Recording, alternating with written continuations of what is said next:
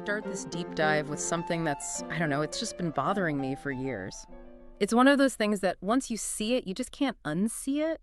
Okay, I'm intrigued. You know when you're at a party, or maybe you're just deep in some internet forum, and the topic turns to past lives? Oh, I think I know exactly where you're going with this. Right. Whenever someone says they remember a past life, who were they? It's always, and I mean always, a high priestess in ancient Egypt. Or a knight. Or, if they're feeling really ambitious, Napoleon. It's the Cleopatra syndrome. Cleopatra syndrome, that's perfect. Because it's always her or Alexander the Great. I mean, statistically, shouldn't we be hearing from thousands of people who remember being, I don't know, turnip farmers? Or That's mediocre accountant in ancient Rome who was really, really into olives. Exactly. Where are those stories? Well, the math is definitely suspicious. But that little anomaly, that's actually the perfect jumping off point for what we're looking at today. Because the sources we've got in front of us suggest it's not just, a funny coincidence. It's a symptom of something way deeper. And, frankly, a lot more troubling. It's just vanity, isn't it?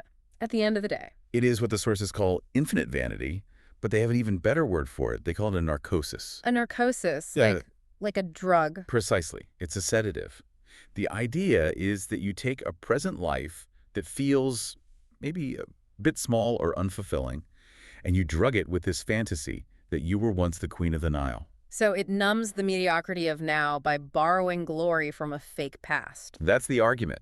And I mean, look, the numbers just don't add up. There simply weren't enough famous people in history to match the millions claiming to be them on social media today. But our mission here, it isn't to make fun of people. Right. And we're not here to go ghost hunting or try to prove reincarnation in a lab. No EVP recorders today, got it. No. Ew. We're doing a deep dive into the philosophy of the self. The goal is to strip away all that new age vanity and look at the uncomfortable truths that are actually in these ancient texts. And what's in there is much stranger than just remembering you were a princess. Oh, much stranger.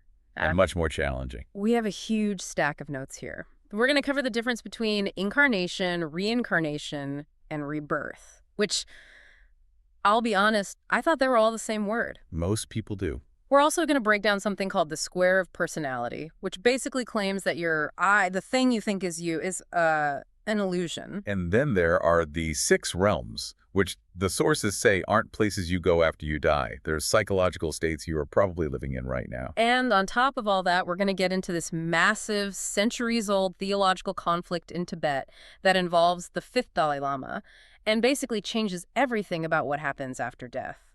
It's like a suppressed history thriller. It really is. It redefines the entire goal. So before we get into all that, be honest. Was I a potato in a past life? Well, based on this concept of the one life we're about to get into, maybe not a potato specifically, but the energy that makes up you certainly wasn't always human. Yeah, vaguely ominous. Okay, let's get into it.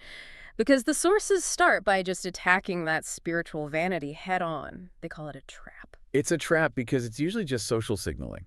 You ask someone, do you believe in reincarnation? Yep. And you're really just looking for a thumbs up. You know, it's an identity badge. But the source material tells us to stop looking at our feelings about it and just look at nature, the seasons, the planets, atoms. Nature teaches one basic law. Which is? That there is no death. There is only a change of condition. Everything gets recycled. Exactly. It's the one life. Energy can't be created or destroyed. But this is where people get sloppy with their words. We use reincarnation and rebirth like they're the same thing. And these texts are incredibly strict about this. They are not. Okay, let's clear that up because I was definitely guilty of this. First up, incarnation. What is it? Incarnation is the most basic term. It's just the entry of something, conscious or not, into a physical body. Spirit entering matter. So a dog incarnates, a tree. Yes. A rock, in a very, very slow sense, is an incarnation of mineral energy. It just means entering flesh. Simple enough. Okay, then what's reincarnation? That's more specific. That implies a return. It suggests the specific something that was here before, a distinct individuality, is coming back into a new body. This is the Cleopatra thing. I, the personality, came back. That's what people think is happening, yes. That's a rebirth. Now, this is the tricky one, and it's central to Buddhism. Rebirth is a mutation. You become something different. But there's a continuity of consciousness. It's part of samsara, that cycle of wandering. So it's not me coming back as me. No. Think of it like a flame passing from one candle to another. Is it the same flame? Well, technically yes, but also no. It's a whole new candle. Exactly. The fuel is different, the wick is different, but the process, the heat, the fire continues. That distinction is so important when we look at the Mozart example from our notes. Yeah, let's talk about Mozart, because the simple explanation for a child prodigy is just, oh, he won the genetic lottery. The source says that's lazy thinking. It argues Mozart is the result of a long, long road. A 4-year-old doesn't just accidentally compose symphonies. He is the distilled experience of innumerable lives. And this is the key, right? It's not that Wolfgang the guy came back. No, the personality didn't return. But the aptitude, the musical mastery that was built up over centuries of struggle in other forms, it found a new vehicle. The essence found a new host. That's a fascinating way to put it, but it leads to a pretty terrifying question. If Wolfgang didn't come back, then who am I? If my personality isn't the thing that makes it through, what am I? And that is the biggest hurdle in all this material. It brings us to the concept of the square of personality. I spent a lot of time on this part of the notes because it felt like geometry for the soul. It's a metaphor, right? It's a structural metaphor, yes. The source asks you to imagine your personality not as one single thing, like a soul, but as a square.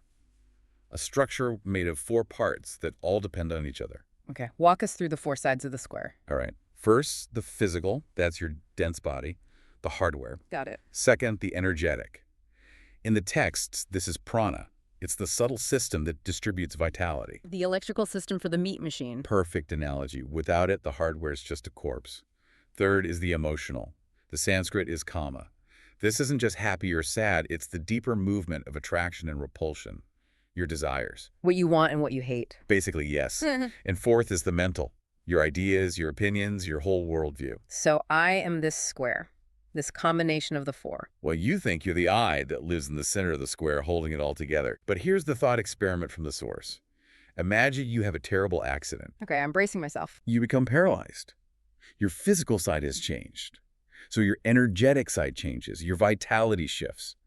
Because of that, your emotions change. Maybe you get bitter, or maybe you become incredibly patient. And because of all that, your mind changes. Your priorities are completely different. I see where this is going. I'm literally not the same person anymore. Your whole center of gravity has moved. The I you thought was so solid has shifted because the 4 walls shifted. So the source concludes the I is an illusion. It calls it a puppet theater of opinions. Wow. That's destabilizing. Because if the square breaks, when I die, the I just pops. It's just gone. If the I is just the intersection of those 4 lines, then yes. When the lines separate, the intersection vanishes. Oh, hold on. If I'm an illusion, who's talking right now? I feel pretty real. I'm worried about the time. I'm hungry. That all feels very real to me. And that brings us to the concept of the double truth. It's a core idea in Buddhist philosophy that sort of resolves that panic. Double truth. Okay. There's relative truth and absolute truth. Relative truth is if you walk into traffic without looking, the illusory bus will hit your illusory body and you will be, dead. And it will hurt a lot. It'll hurt a lot. Pain is real. The experience is real. You still have to pay your taxes. Okay, good. So I shouldn't walk into traffic just because I'm a philosophical puppet theater. Please don't. But the absolute truth, from the perspective of eternity, is that the I, that collection of your name, your job, your favorite color, it's all transient. It's just a temporary arrangement of parts. So if this I is, let's say, temporary and we die, where do we go? The notes talk about the 6 realms. I've seen these in Tibetan art, the scary demons and gods on clouds. I always thought they were literal places. They're often shown that way, sure. But the esoteric interpretation, the deep dive version, is that they are psychological states. And the scary part is we inhabit them right now. You probably cycle through a few of them every single day. Really? Okay, give us the tour. Where are we living? Well, let's start with the animal world. This isn't about being a dog. It's a human living purely on instinct. Fear, hunger, sex, sleep, just reaction. I think I lived there for most of my early 20s. A lot of us do. Then you have the hellish beings. These aren't people in a fire pit. They are people trapped in a cycle of suffering, tortured by a fixed idea or a past trauma. They just replay the pain over and over. So it's not fire and brimstone, it's regret. It's the thing you can't let go of. Exactly. You build your own hell. Then there are the hungry ghosts. I love the name of that one. It represents insatiable desire. In the art, they have tiny mouths and huge stomachs. They can never be full. Modern addiction is a perfect example. Or just doom-scrolling social media. Absolutely. Always hungry for the next hit, the next notification, but you're never, ever satisfied. Wow. Okay, who else is in the neighborhood? The demigods.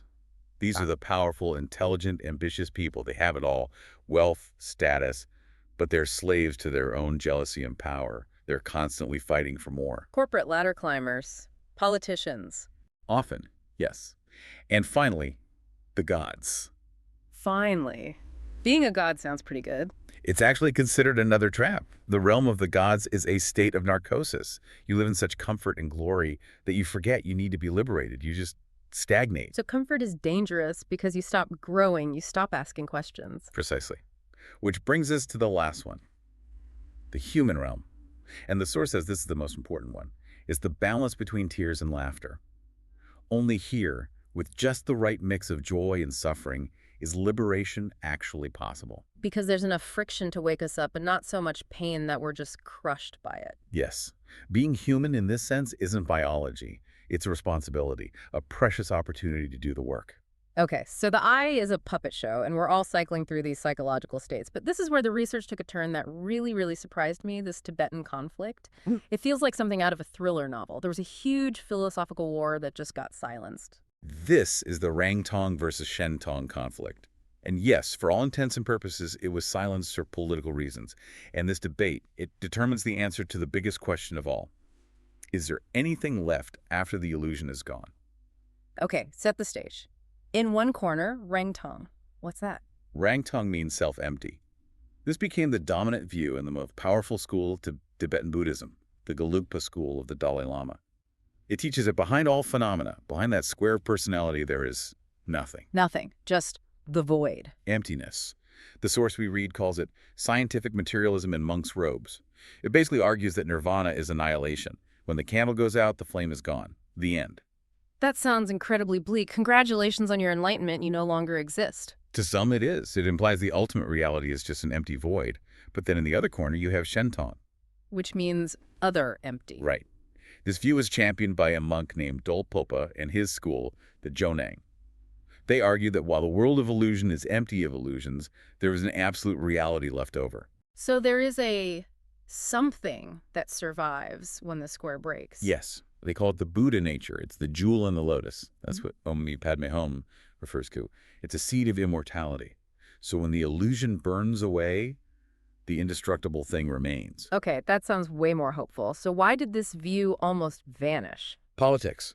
Power. In the 17th century, the 5th Dalai Lama suppressed the Jonang school. I mean, we're talking about destroying their texts, forcibly converting their monasteries, banning the teaching entirely. Why? That seems so extreme for a philosophical disagreement. Well, think about the implications. If the Rangkong view is true, and there's only emptiness, then you really need the structure, the rituals, the hierarchy to guide you. You need the priesthood. Ah. But if the Shentong view is true... If you have the jewel already inside you, Yeah. you don't need the institution quite as much, do you? You have a direct line. Exactly. It's a liberating idea, but a very dangerous one for an established religious order. The notes bring up H.P. Blavatsky here. She actually weighed in on this. She did, yeah. She was one of the first Westerners to really dig into this stuff. She made this distinction between Buddhism, with two D's, the religion, and Buddhism with one D, the ancient wisdom. And she aligned heavily with the Shentong idea. She argued there's an eternal monad, like a ray from the sun, that anchors that shifting personality square. So without that anchor, we're just adrift. With it, we have a core. Correct. And that leads to the really practical part. Because if you have that core, that internal engine, how do you develop it? It doesn't just switch on by itself. The sources warn against spiritual fast food, which I love. My social media feed is just full of this stuff. It's very critical of the modern spiritual marketplace. You know, get enlightened in 7 days, or open your third eye for $49.99. They're just blindly following some guru who claims they can do the work for you. Right. The sources say it's a fraud. We have to develop our own internal engine. They use the metaphor of a child learning to walk. The child falls, it cries, but it gets up by its own effort. You cannot be carried to enlightenment. But if I can't be carried, where do I look for help? I loved the image in the text about this. It says, don't look up. It's so counterintuitive, isn't it? Don't look up to masters or hierarchies for approval. That's just another ego game. Look how spiritual I am. Instead, it says, look down and to the sides. to the people around you. Serve your brothers and sisters. The Source says that is how the up actually opens. You connect to the divine, not by flattering gods, but by helping your neighbor who is suffering. That is the only way to polish that jewel we were talking about.